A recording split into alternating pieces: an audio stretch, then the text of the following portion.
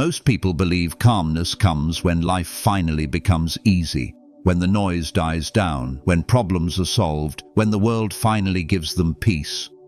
But what if that moment never comes? What if the storms never stop? The Stoics understood this 2,000 years ago. They lived through war, exile, slavery, and betrayal, yet they carried a stillness inside that no chaos could touch. The question is not whether life will be hard, it always will be.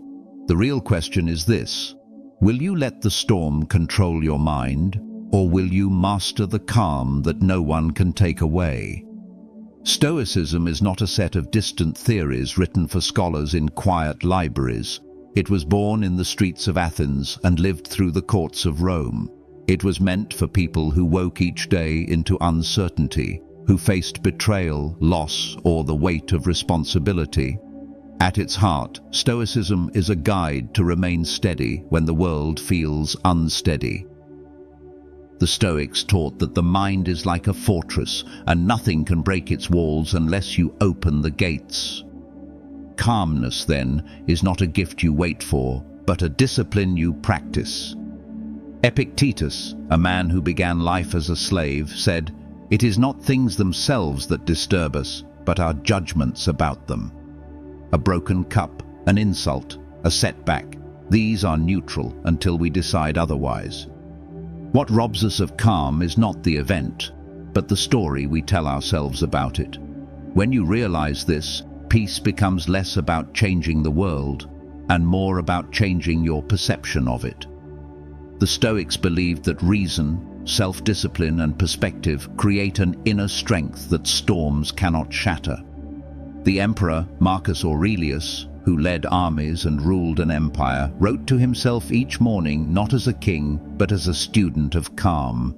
He reminded himself that people would lie, argue, and act unjustly, yet none of it could dictate the state of his mind unless he allowed it. This is the foundation of Stoic calm. Your peace depends not on fortune, but on your response. It begins the moment you decide not to hand your mind over to chance. The first lesson of Stoic calm is to know what belongs to you and what does not. This is called the dichotomy of control, and it is the very heart of the philosophy. You have power over your thoughts, your actions, and your choices. You do not have power over the weather, the opinions of others, or the final outcome of your efforts. Many people reverse this order. They pour their energy into outcomes they cannot guarantee and neglect the discipline of their own minds. This is why they are tossed about like ships with broken sails. Marcus Aurelius ruled an empire, yet he constantly reminded himself that even an emperor controls very little. He could not stop disease, war, or betrayal. What he could do was remain just, patient, and steadfast in the face of them. That was his true power. Epictetus, who had no wealth or status, taught the same. He told his students, "Some things are up to us and some are not." To live calmly is to stop arguing with this truth. Imagine standing in the rain. You can curse the sky, or you can open an umbrella. The storm will not change, but your response can. The same is true with life. Outcomes are never fully yours, but effort always is. The Stoic lives by this law. Focus on what is within reach and release what is beyond it. When you grasp this lesson, calmness comes naturally. Anxiety fades because you no longer try to rule what was never yours to begin with. The second lesson of Stoic calm is to expect misfortune before it arrives. The Stoics called this practice premeditatio malorum, the premeditation of evils. To many, this sounds grim, but its purpose is freedom. Most people are shaken not only by hardship itself, but by the shock that it has come at all. They live as if the world owes them smooth roads, and every stone becomes an outrage. The Stoics lived differently. Seneca, a statesman who was often at the mercy of powerful enemies, would remind himself each morning that betrayal, exile, or even death could come before nightfall. He did this not to darken his spirit, but to strengthen it. If the worst happened, he would be ready. If it did not, he could walk through the day with gratitude. Marcus Aurelius, who buried children and endured endless wars, wrote to himself, "Everything that happens is familiar and expected." Nothing surprised him, because he had already made peace with loss in his thoughts.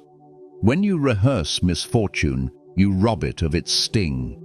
You accept that wealth can vanish, health can fail, friends can betray, and yet life continues. Modern people often avoid these thoughts, clinging to comfort and hoping nothing breaks. But when something does, they fall apart. The Stoic is different. He has already seen the storm in his mind, and so he stands calmly when the winds rise. To expect hardship is not pessimism, it is wisdom. It is the armor that keeps the heart steady in a world where nothing is promised. The third lesson of Stoic calm is to desire less. A restless mind is born from endless wanting. The Stoics saw this clearly. The more you chase, the more you fear losing, and the less peace you hold. Desire is like a fire. Feed it with more, and it grows hotter and more dangerous. Leave it alone, and it cools into something manageable. Epictetus, who had nothing, was freer than men who owned estates, because he had trained his mind not to crave what was outside his reach. He once said that wealth does not consist in having many possessions, but in having few wants. This truth runs against the rhythm of modern life. Everywhere we are told to want more money, more praise, more comfort. But every new desire is a new chain. The Stoics practiced trimming their desires down until only the essentials remained. Food to live, clothes to keep warm, a roof for shelter, and the company of reason and virtue. Marcus Aurelius lived in palaces, but he often wrote to himself about the simplicity of bread and water, the sweetness of rest, the joy of honest conversation. He reminded himself that peace is found not in abundance, but in sufficiency. When you desire less, the world cannot rob you so easily. Luxury becomes optional, comfort becomes a gift, and life itself feels lighter. Calmness grows when you stop running after everything you see and learn to sit still with what you already have. To live with fewer wants is to finally rest from the endless race. It is not poverty, but freedom, the kind the world cannot touch. The fourth lesson of Stoic calm is to practice voluntary discomfort. The Stoics understood that comfort breeds weakness, and weakness invites panic when life turns harsh. To prepare themselves, they would sometimes step away from comfort on purpose. Seneca, one of the wealthiest men of his time, would spend a few days dressed in rough clothes, eating coarse food and sleeping on hard surfaces. He asked himself, "Is this what I feared?" By tasting discomfort voluntarily, he removed its power to frighten him. If poverty ever struck, he would not collapse in fear. He had already lived it in practice. Epictetus, who owned almost nothing, taught his students to welcome difficulty as training. Cold, hunger, or hard labor could not break a man who had already faced them by choice. Even Marcus Aurelius, surrounded by luxury, reminded himself that true strength is found in simplicity. In our time, voluntary discomfort can take many forms. You might take a cold shower, fast for a day, walk instead of driving, or put away your phone for a while. These small acts prove to yourself that you can endure what others fear. You discover that calmness does not depend on comfort, but on resilience.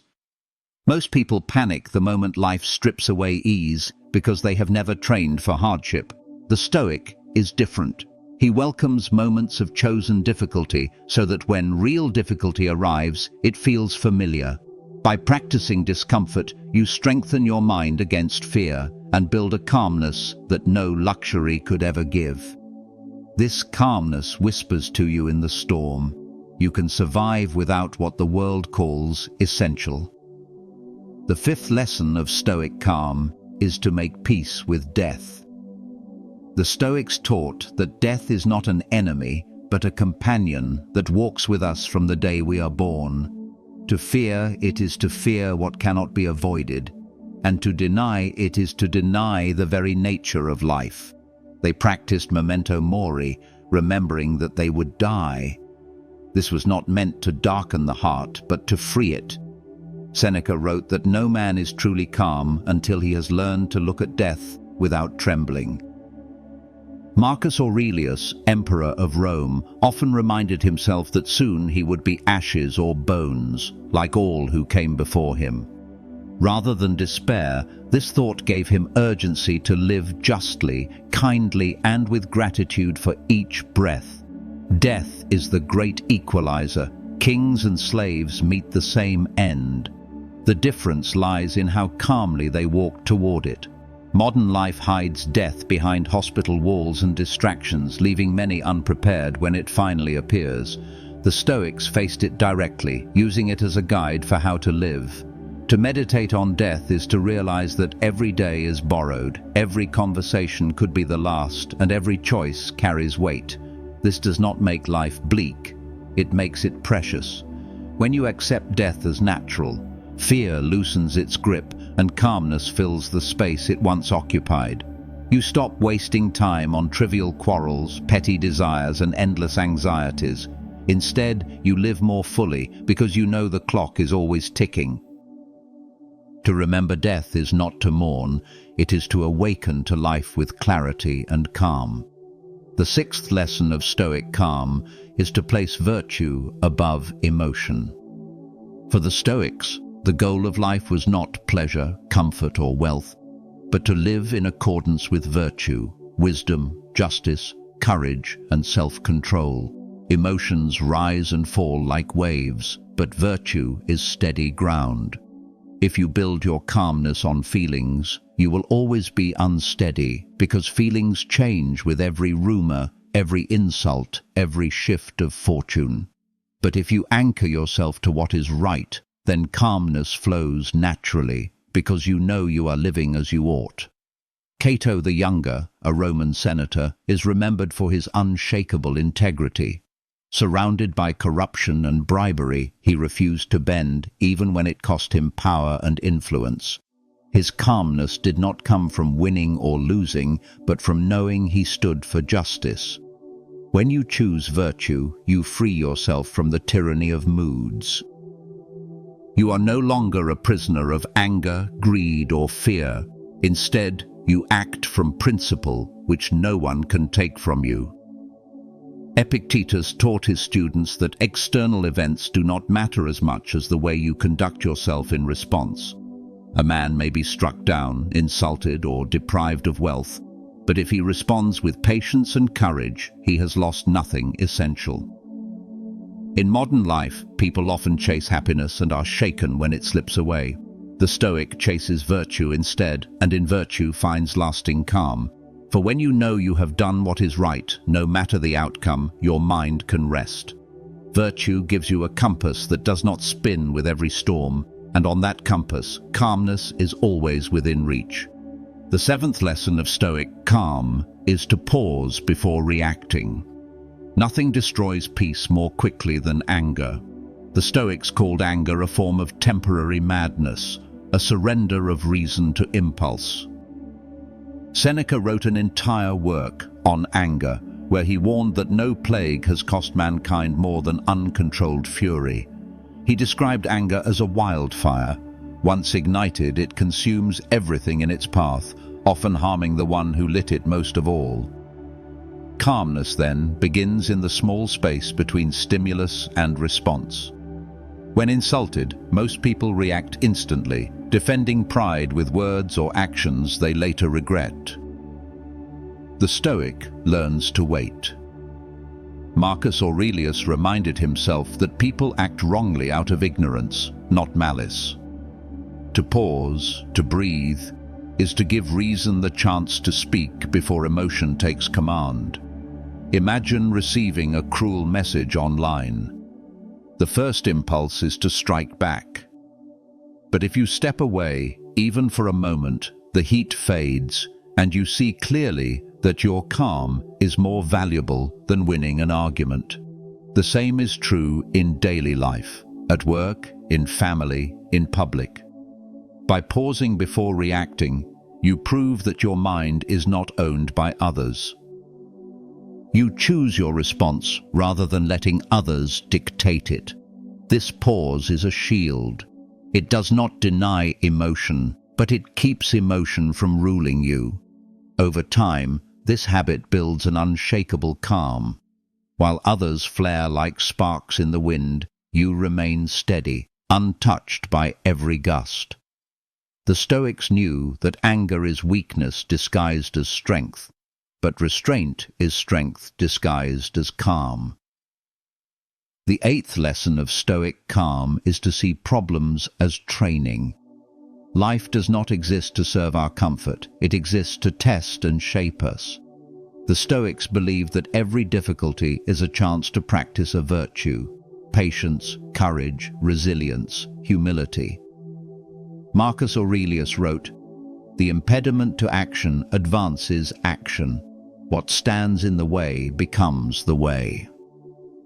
This was not poetry for him, but survival. As emperor, he faced invasions, plagues, and betrayals, yet he chose to see each challenge as an opportunity to strengthen his character.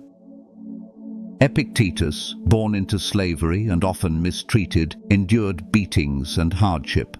Instead of collapsing under bitterness, he asked himself what lesson could be drawn from each trial. Every insult became practice in patience. Every loss became training in detachment. In this way, suffering became his teacher. The idea is simple. You cannot control whether obstacles appear, but you can decide whether they break you or build you. Imagine lifting weights. The weight resists and the body strains, but through that resistance, the muscles grow. Problems are the weights of the soul. To see them this way is to remove their sting. Instead of asking, "Why me?" the Stoic asks, "What can I learn here? Which virtue can I strengthen today?"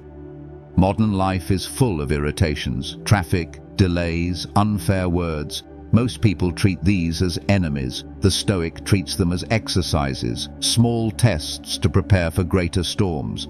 By reframing problems as training, calmness replaces resentment. You stop seeing yourself as a victim of fate and instead as a student of it. Every challenge becomes not an interruption to peace, but the very path toward it. The ninth lesson of Stoic calm is to live in accord with nature. For the Stoics, nature was not just forests or rivers, but the order of reality itself, the way things are. Calmness comes when we stop fighting reality and begin to accept it. Seasons change, bodies age, people come and go, fortunes rise and fall. To resist these truths is to create endless suffering. Marcus Aurelius often reminded himself that everything in life is borrowed from nature and must eventually return. Just as leaves fall from the tree in autumn, so too do lives come and pass. This is not tragedy, but the rhythm of existence. The Stoic does not waste energy wishing for eternal spring or endless youth. He accepts the cycles as natural. In modern life, many anxieties are born from resisting what cannot be resisted. People fight aging with desperation. They cling to relationships long after they have ended. They rage against events that were always bound to happen. In doing so, they exhaust themselves and lose peace. Living in harmony with nature does not mean surrendering to passivity, but rather working with reality instead of against it. A sailor does not curse the wind, he adjusts his sails. In the same way, the Stoic adjusts his mind to the flow of life. This acceptance does not weaken you, it strengthens you because it frees your energy from fighting what cannot be changed and directs it toward what can. Calmness is born in this alignment, when you finally stop demanding the world to be other than it is and begin to live as part of its greater order. The 10th lesson of Stoic calm is to recognize that time is your most precious asset. Wealth can be lost and regained, possessions can be replaced, even health may return after sickness, but time only moves forward. Once spent, it is gone forever. Seneca, in his essay on the shortness of life, warned that people guard their money with great care but squander their days as if they were endless. Anxiety often comes from this waste of time, chasing trivial pursuits, engaging in idle arguments, scrolling endlessly through distractions. When you forget the value of time, you treat it cheaply, and life feels both rushed and empty. The Stoics sought to live with full awareness that each day is a piece of their life exchanged for something.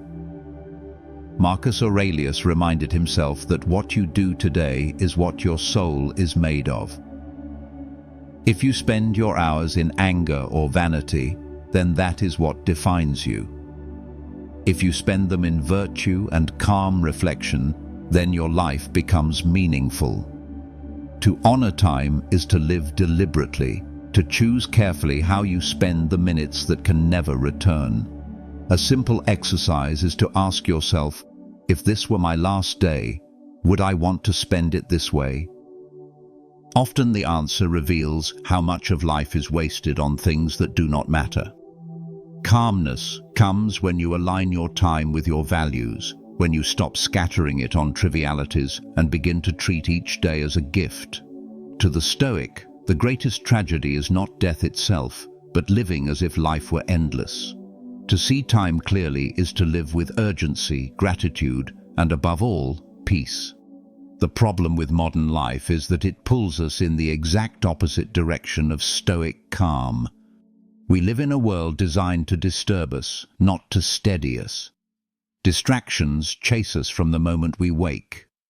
Notifications, advertisements, and endless comparisons remind us of what we lack rather than what we have. Outrage spreads faster than reason, and people are rewarded for reacting quickly, not thoughtfully. In such a world, calmness can feel unnatural, even impossible. The Stoics warned against letting the crowd dictate your values, but today the crowd is louder than ever. Every scroll on a screen invites comparison, someone richer, more attractive, more successful. And anxiety grows as if calmness were a luxury only few can afford. Instead of desiring less, people are trained to desire endlessly. Instead of expecting misfortune, people are told that every inconvenience is a scandal. The culture of comfort leaves many unprepared for even small hardships. And because death is hidden away, people live as if time were infinite, wasting hours without reflection. The challenge, then, is not simply to read Stoic wisdom, but to resist a way of life that thrives on noise and unrest. To practice calmness in this age is almost an act of rebellion. It means refusing to let every headline dictate your emotions, refusing to let strangers on the internet control your peace, refusing to hand your time and attention over to forces that profit from your agitation. The modern world is built on speed, but the Stoic path demands stillness.